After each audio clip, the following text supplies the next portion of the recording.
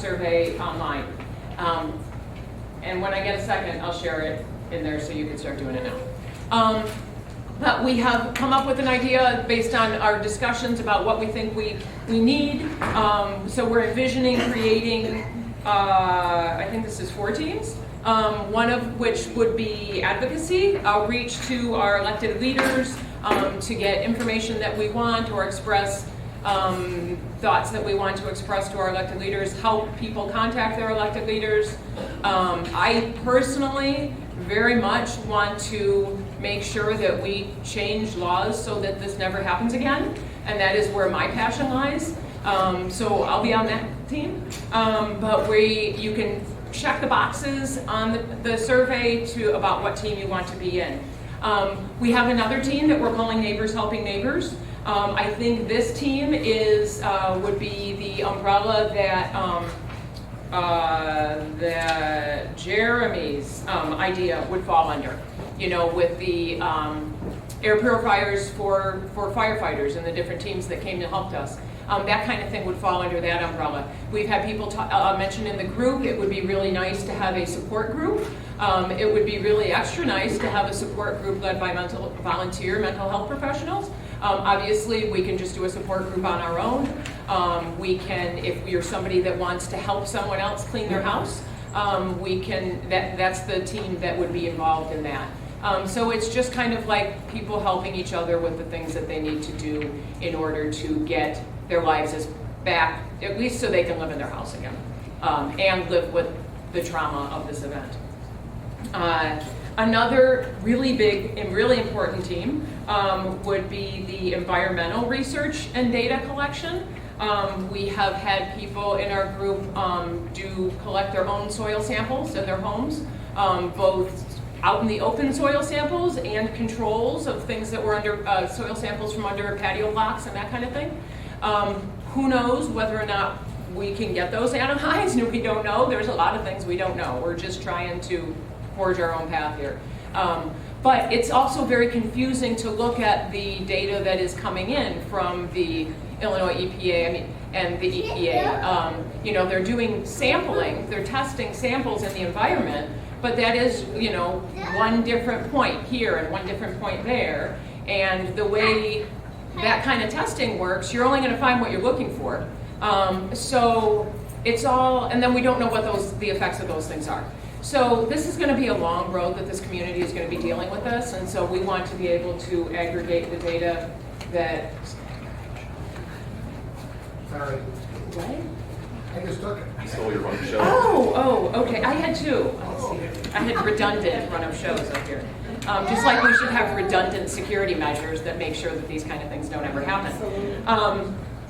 So anyhow, that was on my other sheet. Environmental. So citizen science, data collection, we want to be able to disseminate that information to everyone so that they can make good decisions.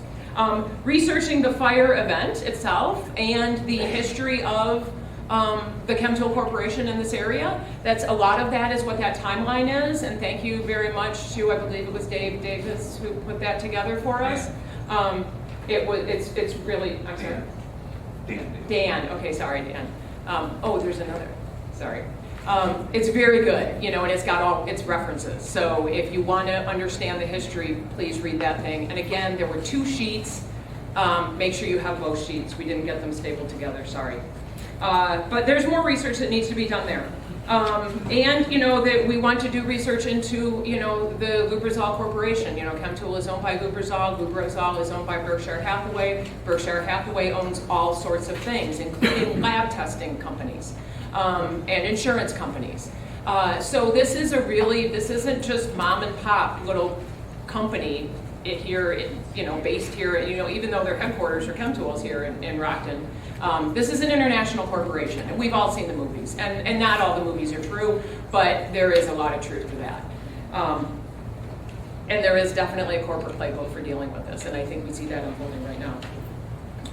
We do want to have an art team, and then tech and communication. So obviously, we want to collect an email list and organize that and spread information. But we are really all about us as average people standing up for our own interests, because we are facing a corporation that has just unlimited amounts of money for lawyers and an unlimited ability to manipulate what people think. You know, it's a really long, complicated playbook there, and I think it's happening, and I think it takes a lot of people working together to discern what is really going on behind the scenes. And it definitely takes a lot of average people working together to defend themselves from that. And I know a lot of folks in here who are really, really affected are going to probably be involved in class action lawsuits or your individual lawsuits. But just keep in mind that whatever attorney you have and whatever you're dealing with, that's just focused on winning your case. It's not focused on making sure this doesn't happen again. It's not focused on protecting the entire community. The only people in this community who are going to protect this community and put the quality of life here and the people of this community here first are us. And I think we need to remember that.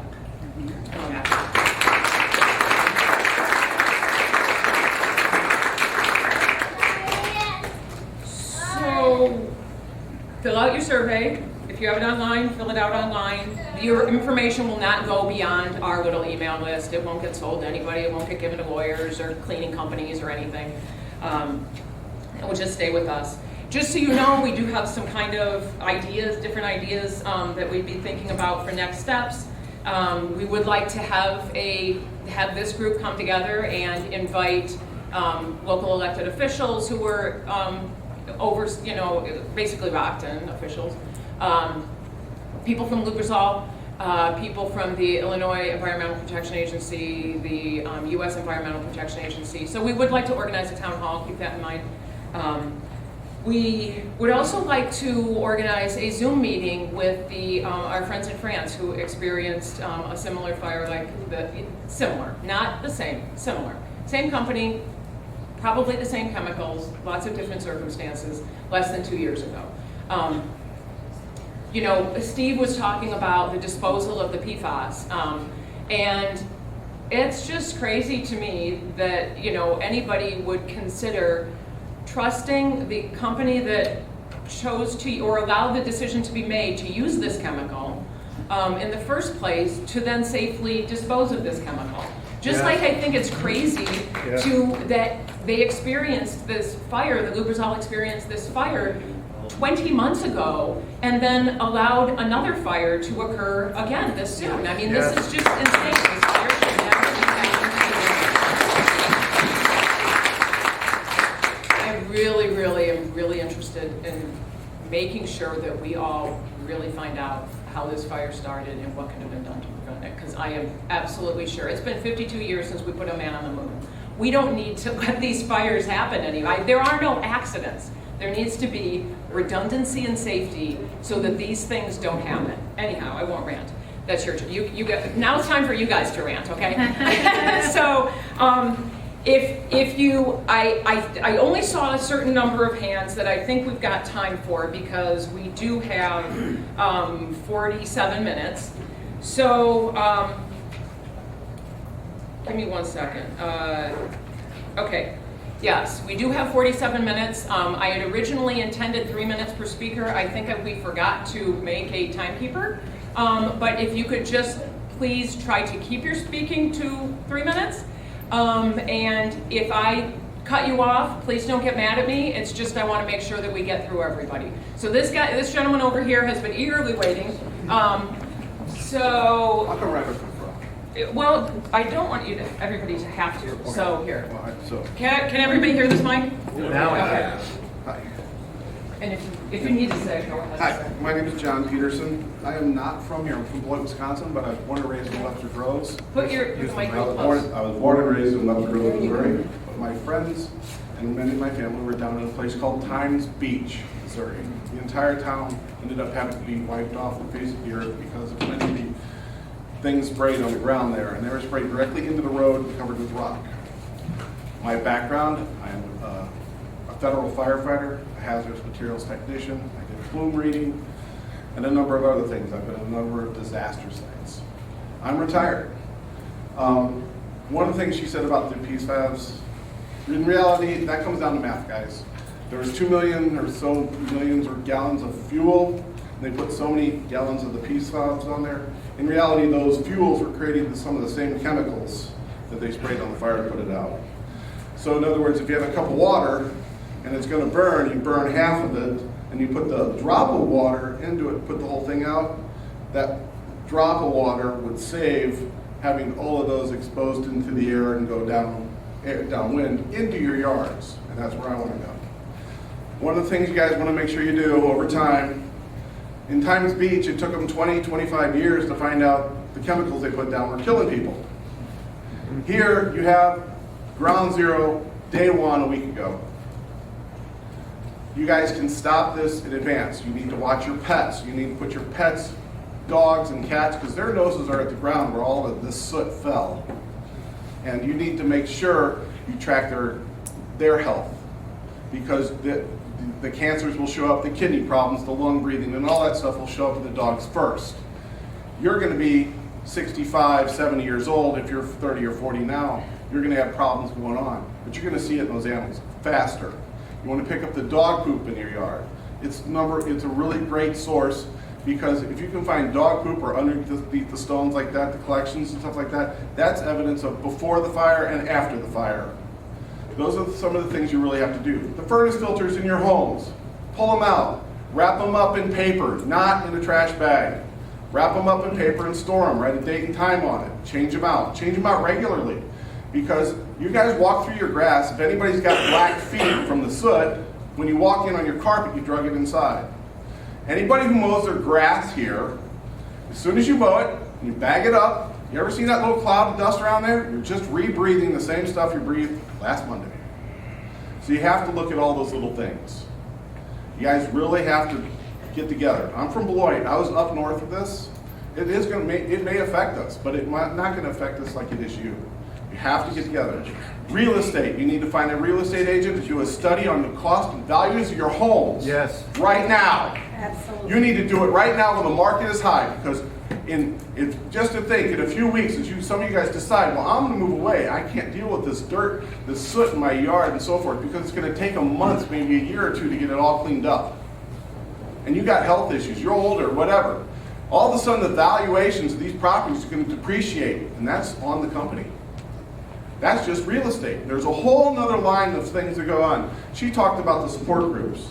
You need to have a business plan to attack this. A business plan. You're looking at a large percentage depreciation. And if you don't do it now, you're going to be lost later on and try and play catch up. You need to find your local attorneys. You need to get them together. Because if they're not together and expending these costs, you're going to have a problem.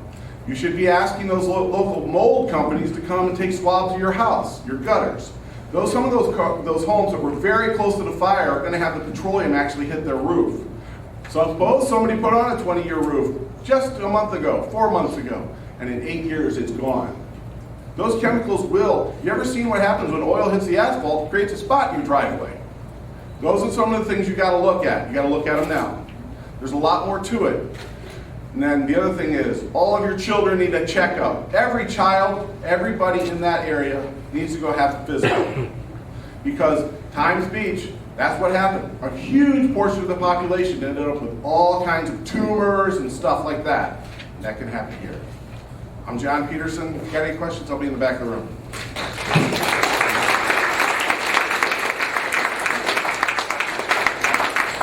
First hand I saw was this guy right here. I'm just going to add, I don't want to be on TV or anything. I'm just going to ask if you want to all raise your hand and no one has to do this.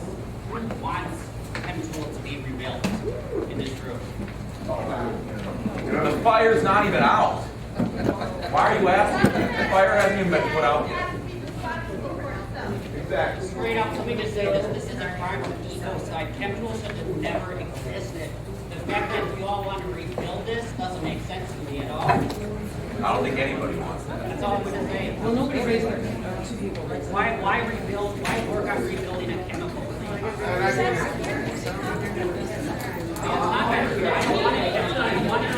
Okay, time out, time out. We really need to make this organized. Are you done, sir? Okay. Yes, only the person with the microphone can talk, and this man raised his hand a long time ago. Go ahead, sir. My name is Mark Wimmer, and I live a quarter mile south of Chemtool. When we heard the explosion at 7 o'clock Monday morning, I thought it was Taylor of the big forklift. When I looked out the window, I told my wife, get dressed, Chemtool's on fire. And I immediately made the decision, I don't need anybody to tell me to evacuate. I was getting out of Dodge. We went to Rockford for my daughter's house, and that's where we stayed. My long-term concerns are property values, and since I'm a Vietnam veteran, was exposed to Agent Orange, I have several conditions related to that, and they didn't start until 40 years after I left Vietnam. That's my long-term concern. Not for me, because I won't be around, but for the young families and their children, that's my concern. Thank you. Thank you. Thank you. Young lady here in the mask, and then maybe the guy behind her.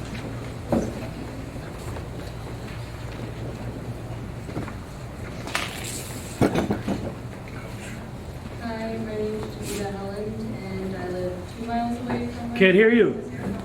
I live 2 miles away from where the fire was, and I'm just concerned about what methods are we taking now to get rid of the chemicals that have already been put into the rivers and the air and everything. And I just want to know, like, because the toxic fumes are heavier than air, and so they've just been kind of hanging out longer too, and we're all breathing that in. And I don't understand why the evacuation wasn't farther out from just 1 mile, and it should have been a few more days. And even I've been 2 miles away from it, and it's been a week now, and I'm still experiencing symptoms of headaches, more coughing. I've had nosebleeds and nausea, and I just want everybody to be safe from the chemicals. Thank you.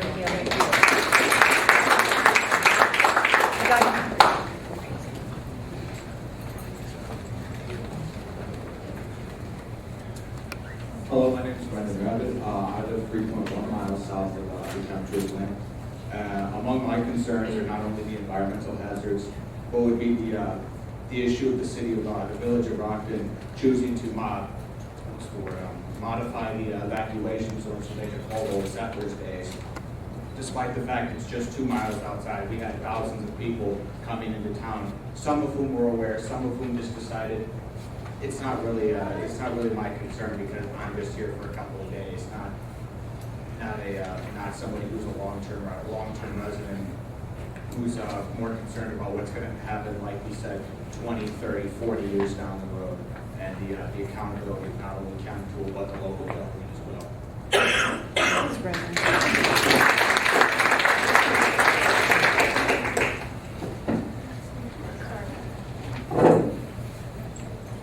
My name is Lori Ostendorf. I live 1 mile from Chemtool by the cemetery.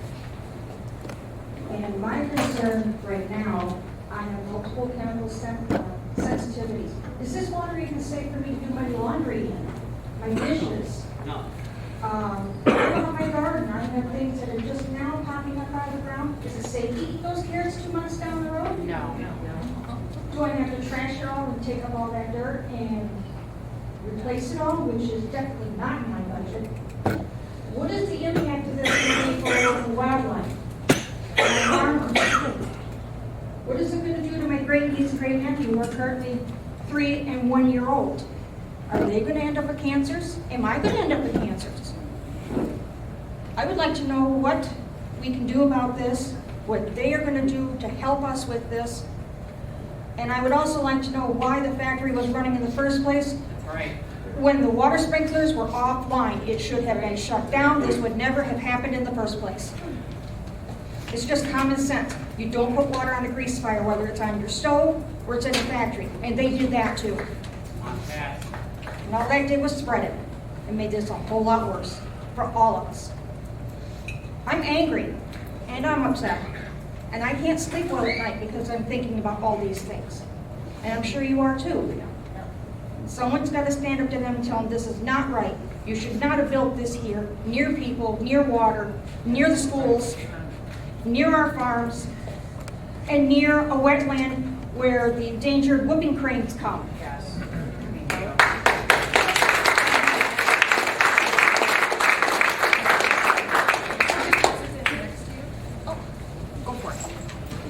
Yeah, I'm Rusty Nelson. I lived on Watts Avenue when I was a kid. Beloit Corp contaminated it as a Superfund. When I was a kid, I'm an adult, I got a daughter, I'm going through this whole thing again. There should not be another plant built there. No. They should make a park out of that. It's just been a mess since I was a kid. When's it gonna stop? It needs to stop. It's dangerous.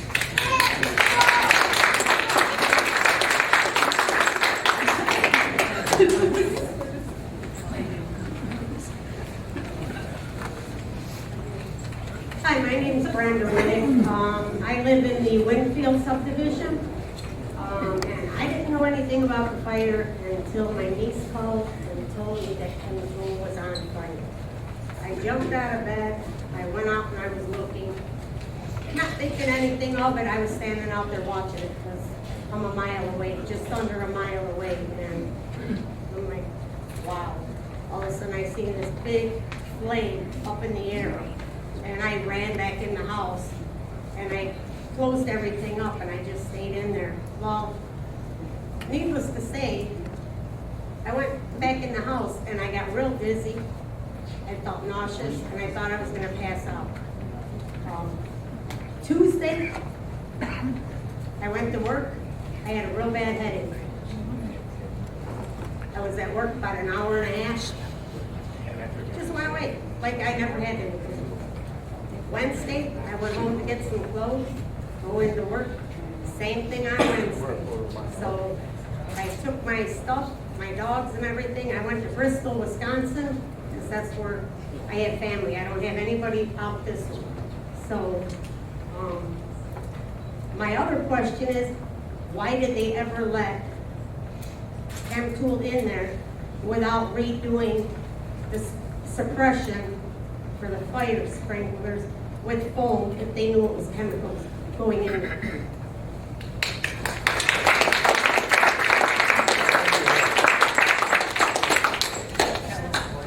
Right here.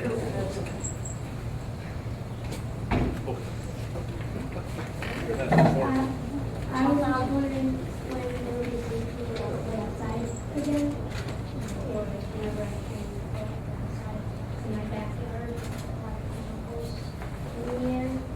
And so I can be outside and play a couple things every day, and I don't have to be sick. Get that.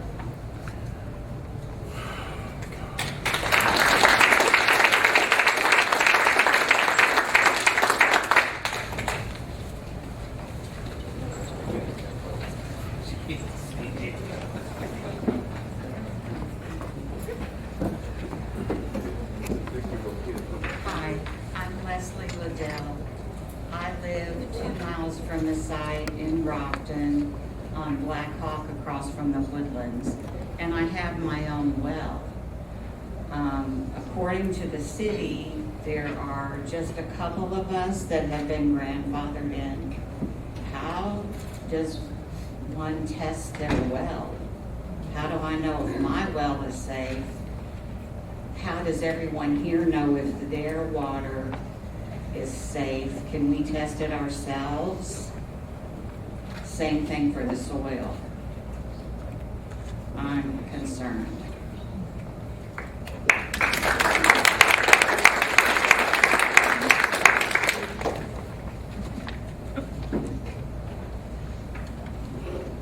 Good evening. My name is Sarah Tripolini. I live on East Union in Rockton, and I have PTSD. I've been on a fire before. I'm a fire survivor. I guess to me the scariest thing was not knowing what was going to happen.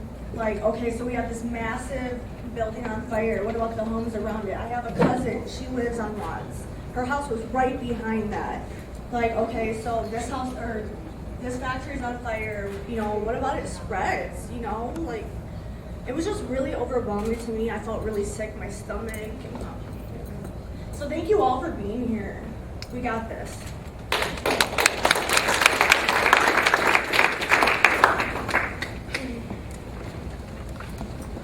I'm Tony Sedini. I live on Kobe Court, which is, my house is 5 houses south of the property line. I came home after an appointment on Monday just to check on the house. The last house closest to the property line, those folks didn't evacuate at that time. The fire at that time had reached the fence line of Chemtool. The last row there is full of trees. So they were able to, fortunately they were there, they were able to report it, but there was no firefighters or anything around that side of the property. Tuesday when I went back, they had brought in big construction equipment and did fire breaks. And I talked with some of those gentlemen.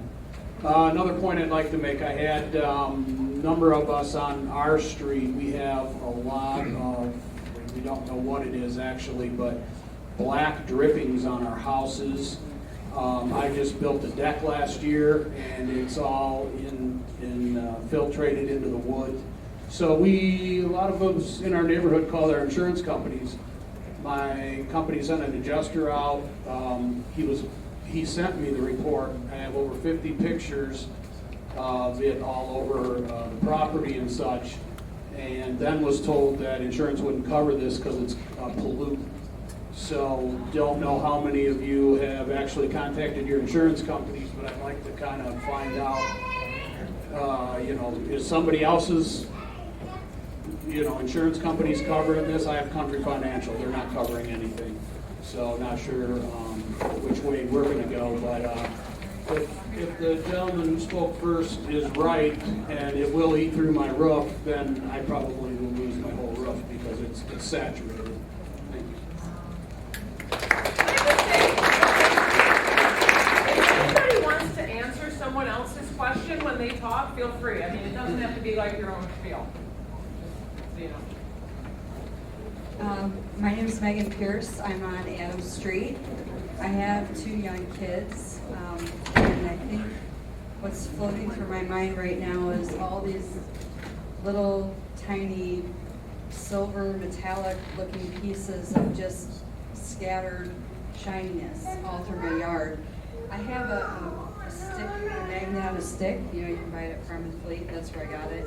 And I've been just going every day since we came back home, combing through my yard, picking up these metal chips. But, I don't want them to be in my kids' feet. And my boys are very intense and like to just run outside and no shoes.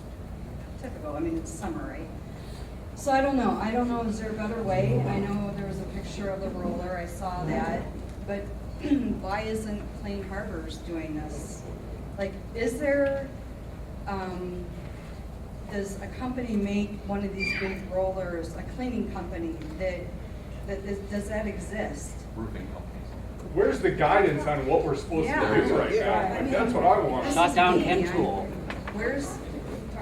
It's already burnt down, man. We gotta deal with the situation. We're talking about staying on task. Don't let it get rebuilt. People want to rebuild it here. Sir? No, see, you're cutting me off. You're not allowing me to say what I want to say. You just said that people can answer questions. No, you just said that people can answer questions.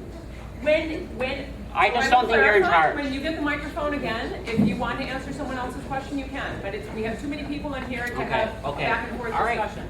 Okay, you're in charge. So anyway, my neighbors and I, even last night, my neighbors across the street, they're not here today, but we've combed through our yards, and we're just going to continue to do so. But I want to know, is Clean Harbor going to do that? Because as far as I know and have heard from other people, they're only picking up those black foam pieces on the ground. They're not, or maybe black pieces. They're not like combing through people's yards, picking up all this litter. And I don't like that.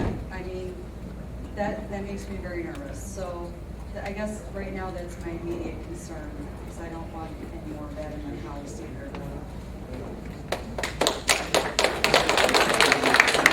I'm going to walk around this way. Is that okay? Yeah, and then you come back. My name name is Dan Andrew. I live about a half a mile south of the plant. Like many of you, I arrived different shrapnel in my yard, like the magnet pieces that have been mentioned, and rolling, trying to get them up. I would like to know what's been in those compounds that have fallen. Like I feel like the infographic we got 90% great, and